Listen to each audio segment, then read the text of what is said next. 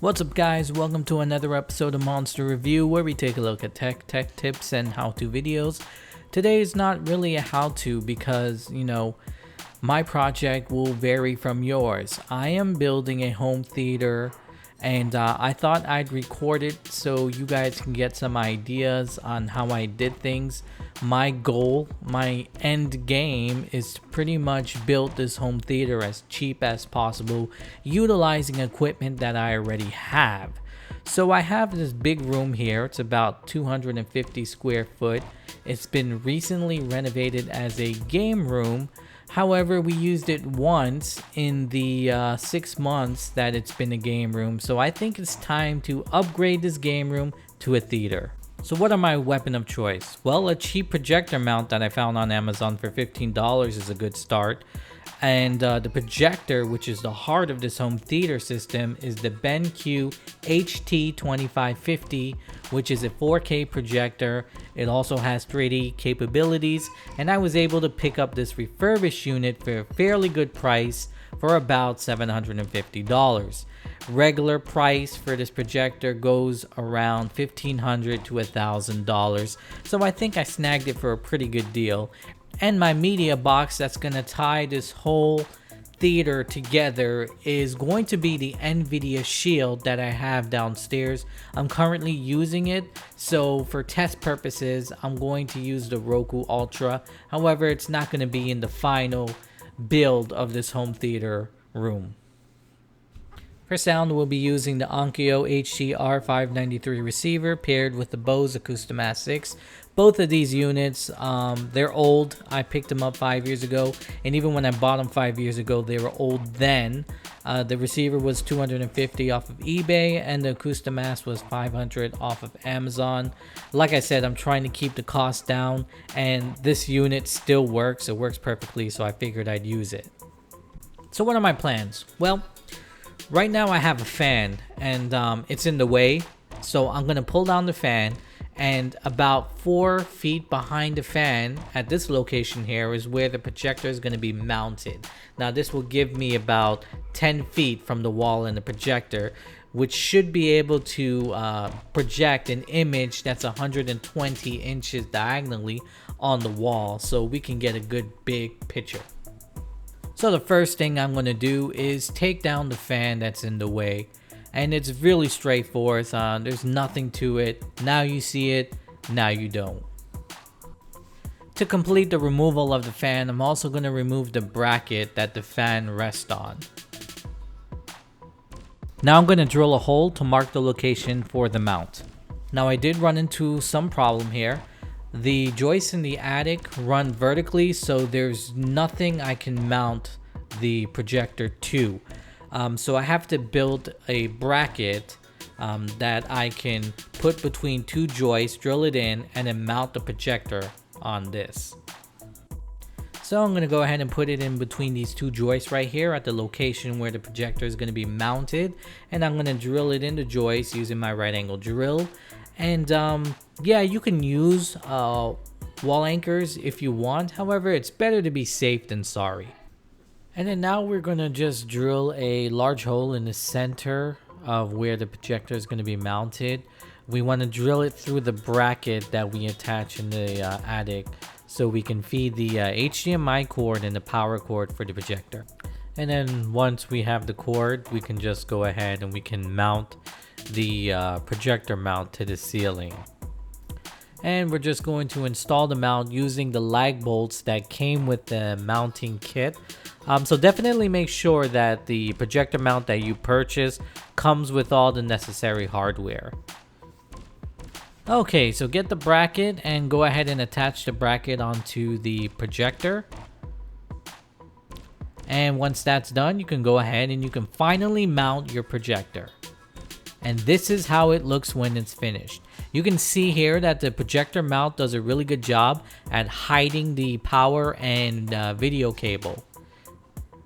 I'm actually really impressed. It looks like a projector that would be installed in your conference room at work. Really happy with this projector mount. Alright, here's a rundown of what we're going to do. Projector is up. And we're going to power it using the wires that was for the fan. You can see where the fan was with the hole. And the HDMI cord, we're going to run it all the way across the attic to this wall right here, right by the attic entrance. And we are going to feed the HDMI cord inside the wall and down to this section right here. Alright, to run the wire behind the wall, first you have to find the studs and then make sure there's no fire block. And then mark your location so when you go in the attic, you know exactly where to drill that hole and push the wire through. And now the fun part, get your favorite fishing tool and fish that wire all the way down to the opening that you have on the bottom. My favorite fishing tool is the Magnum Pull. If you're interested, link is in the description. Alright, so now we have the HDMI wire running all the way from the projector, across the attic, down the wall, and through this opening. Now to work on the speaker, go ahead and mark the location for the holes you need to drill into the ceiling. Go ahead and drill the hole, and go ahead and put your wall anchors into those holes. And then you can finish up the installation and screw on the speaker mount. Then after that, make a hole with a screwdriver. This is where you're going to feed the wire through, and you can pop on your speaker. And go ahead and repeat this process for however many speakers you may have. I have 3 speakers in the front, and this is how they look when the installation is complete. And then I'm going to work on the back and finish off the installation. So now that we have our speakers, our HDMI cord fed through the wall and out the opening, we're going to go ahead and we're going to stick a wall plate to make this installation look a little bit neater. So just clean it up, put on a bracket, and then attach the wall plate to the bracket. And then for this next step, we're just going to bring everything together using this old entertainment system I found. I figured it would fit nicely against the wall, and it's going to hold the audio video receiver, the subwoofer, and the PlayStation and Shield TV. But first, let's hook everything up and make sure that it actually works. So after we verify everything works, we're going to go ahead and start making our screen. First step is to make sure that your projected image is as big as you want it. And after you get it to the size you want, go ahead and make sure that the projection is leveled. You want it as straight as possible. So after we mark the wall, we can go ahead and take our painter's tape and we can tape a square border for our screen. Just go ahead and try to keep the tape as straight as possible. Another thing you'll notice in this video is that the wall is blue. That would be the reason why the projected image in the previous clip looks so weak. The blue wall really does take a lot out of the projected image, but we're going to fix that by making our own screen. So now that we have our screen squared off, we can go ahead and prep the wall. And to prep the wall, all you have to do is just take a scraper and scrape off any bumps that are on the wall from the previous paint job. And I also like to use a wet rag and wipe down the wall really good so I can clean it off of dust. And that's really the key to having a perfectly painted wall, just proper prepping. And now we can finally start painting. Don't make the mistake I made. At first, I tried painting this screen using a paintbrush and it was disastrous. It was very hard, very messy. I highly recommend getting a roller, and don't get just any roller. Get a good, nice roller from Home Depot. It will really make this look like a professional projection screen. Because if the screen comes out crappy, it's really going to ruin the whole home theater thing for you. You're going to notice all the imperfections in the screen when you're trying to watch a movie. And this is the point where I was like, okay, this paintbrush is not working. Let me go and get a roller. And it definitely made a difference. It was a lot easier and the paint just went on smoother onto the wall. Remember, take your time. Don't go over the painter's tape, because if you do, you're going to cause more problems. It's just unnecessary mess that you have to clean up. Now, I gave this wall a total of 3 coats because I did not want to see any blue shining through the paint. So definitely take the time and go over it with multiple coats, because that's how you'll get the brightest white wall you can get. And here's the third and final coat for the wall that I did. As you can see, it looks a lot better after the third coat, and that's why I said do at least 3 coats, especially if you're going to use the cheap method I did by using Kills primer instead of, like, you know, a projection paint. But in all honesty, it looks really good. It definitely looks a lot better than it did before, and wait till you see how the projected image looks on it. And here's what we have so far. This is just taking a step back to admire the work that I so far did. And as you can see, it looks pretty darn good and everything is starting to come together. And here it is. Here is a test image of how the screen works, how it looks. It looks beautiful. You can see it's dark outside and we turned off the lights to get the best possible picture, and it's pretty darn good. Now, a step that's completely dependent on you is this step right here. You know, I took out the fan, so we have no light in this home theater. I've been using a work light to do the work in this dark room. So now it's time to install a lamp, and I went with a cheap $20 fluorescent kit. But I'm not going to use a fluorescent bulb. Instead, I'm going to use an LED bulb. But yeah, so let there be light. This step is also optional.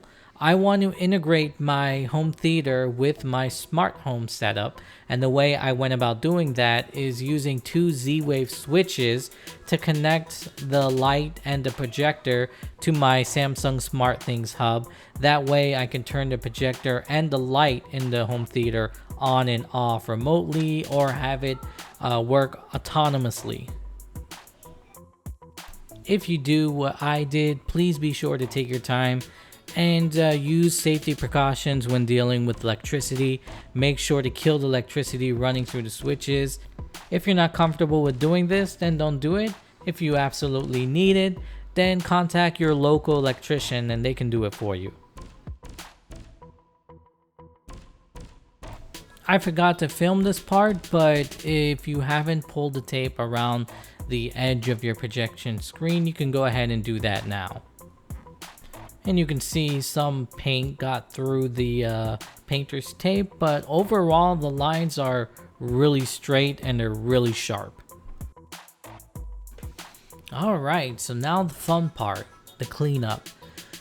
Now you can go ahead and you can put away all your tools, because at this point you won't be using any of them anymore.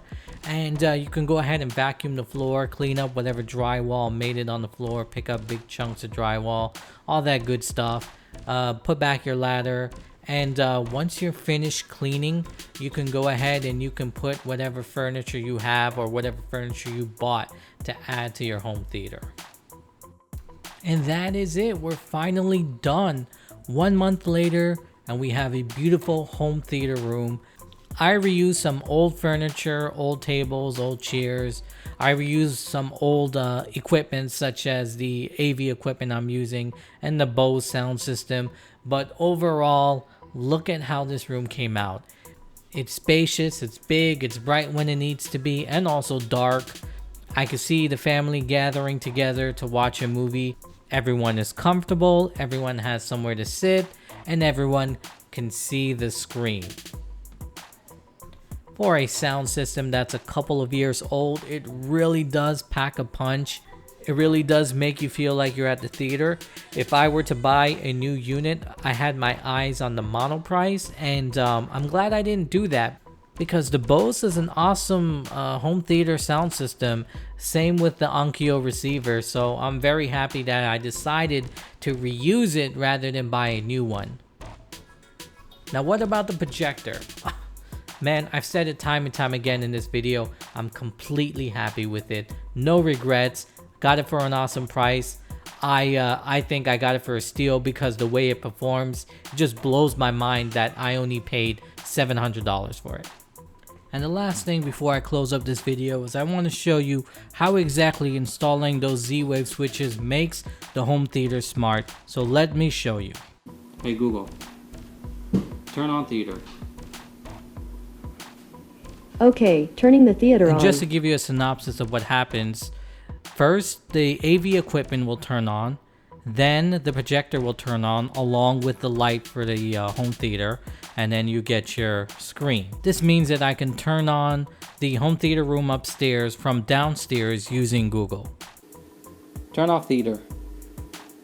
And when I tell Google to turn off the home theater, she'll take off the projector, the Onkyo receiver, and the light for the home theater. And one device I have working alongside the Z-Wave switch that you haven't seen is the Logitech Harmony. That also works with my home theater, so everything will come on like it should and turn off like it should. That's what's controlling the Onkyo receiver, allowing it to turn on when the home theater is on and turn off when the home theater is off. And that does it for this video. Thanks for watching. Be sure to give me a thumbs up if you found it helpful. If you didn't, thumbs down work also. Be sure to subscribe for more videos like this. Peace. I'll catch you in the next one.